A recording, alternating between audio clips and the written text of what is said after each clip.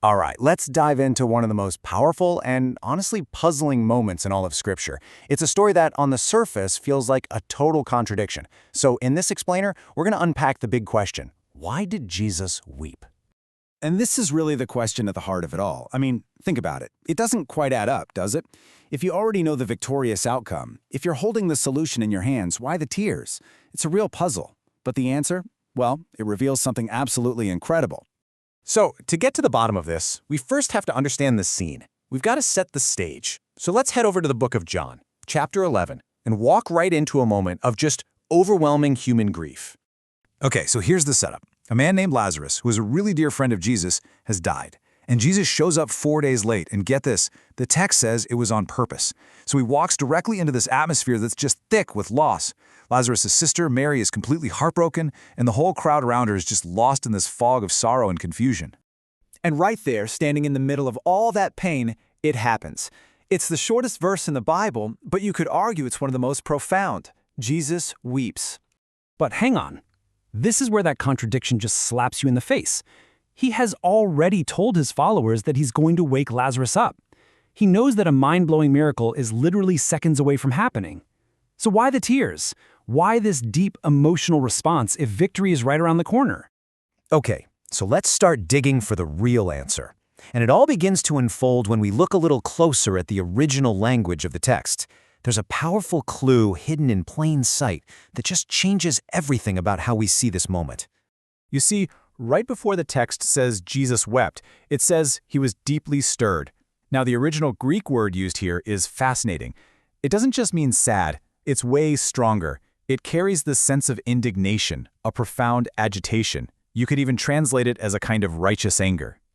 So you have to ask, what was he angry at? And this is so important.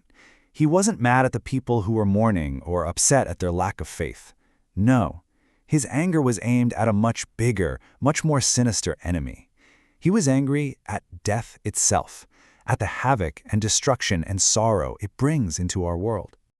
And this emotion, this righteous anger, that's the key. It's what helps us uncover this much deeper layer of what was really going on in his heart and in his mind. You see, his tears and his anger, they weren't about the immediate outcome. He knew, he was fully aware that in just a few moments Lazarus would be alive and walking out of that tomb. No, he was going deeper. He was confronting the source of the pain. He was facing off with the fundamental brokenness of the world that made this whole tragic scene possible in the first place. And this is just a brilliant way to picture what was happening. As he stood there looking at Lazarus' grave, he was seeing so much more. He was looking ahead to his own cross. He saw the sharp, terrible pain of this one family, and in it, he felt the collective, crushing pain of all humanity, a pain he knew he would have to carry himself. And that is the heart of it, right there. He wept because he understood on a level we can barely imagine that to truly beat death for every single one of us, he couldn't just snap his fingers from a distance. He had to enter into it. He had to go through it himself. Lazarus' tomb was a terrifying preview of his own. So what on earth does this ancient story have to do with us today when we're going through our own struggles? Well, this whole scene reveals something unbelievably profound about how God relates to our pain. Because we've all been there, right? We've all been stuck in the middle of some awful situation, just praying something like, God, I trust you have a plan, but why does this have to hurt so much right now? And the story of Lazarus gives us the beautiful, powerful answer. Jesus doesn't stand way off in the distance, detached from our pain. He's not just some casual observer. He steps right into the mess with us.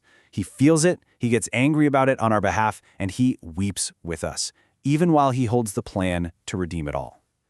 And that leaves us with one final, powerful thought to really chew on. If the one being who holds all the answers, who knows exactly how the story ends, still feels our pain so deeply that he weeps right alongside us, what does that tell you about the true nature of love?